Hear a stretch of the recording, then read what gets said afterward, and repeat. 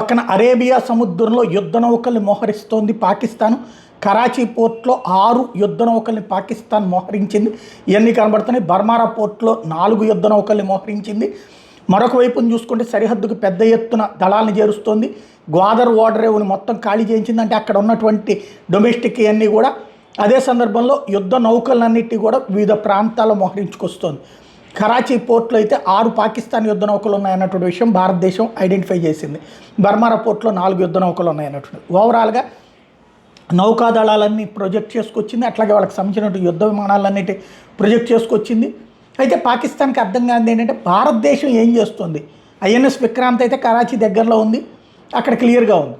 మరి మిగతాదంతా ఏమి తెలియట్లేదు. భారత యుద్ధ నౌకలు ఏమున్నాయి, యుద్ధ విమానాలు ఏమున్నాయి, ఎక్కడున్నాయి, ఏం చేస్తున్నాయి, అవి సరిహద్దులకు వచ్చినాయా లేదా, దీంతో తలపట్టుకోవడం పాకిస్తాన్ వంతు అవుతుంది. ఇక్కడే అసలు లాజిక్ ఉంది. ఒకప్పుడు ఏదైతే భారతదేశంలో పార్లమెంట్ మీద దాడి జరిగింది అటల్ బిహారీ వాజ్పేయి ప్రధానమంత్రి ఉన్నప్పుడు, దానికి ప్రతీకారంగా పాకిస్తాన్ మీద దాడి చేయడం కోసం అప్పట్లో ఆపరేషన్ పరాక్రమ్ అనేటటువంటి ఒక కార్యక్రమం ప్రకటించింది వాజ్పేయి సర్కార్. అప్పుడు యుద్ధమే వస్తుంది అనుకున్నారు. పెద్ద ఎత్తున దేశవ్యాప్తంగా ఉన్నటువంటి బలగాలన్నింటి సరిహద్దులకు మోహరించారు, పంపించారు. అయితే ఈ తరలింపు కార్యక్రమం దాదాపు 45 రోజులు పట్టింది.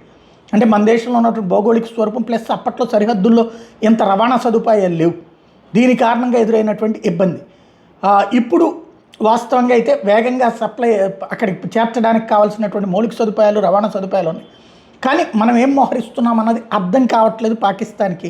మనకు కూడా సమాచారం లేకుండానే ఉంది. అదే పాకిస్తాన్కి సంబంధించిన అయితే ఎప్పటికప్పుడు ఇన్ఫర్మేషన్ ఓపెన్ అవుతూనే ఉంది.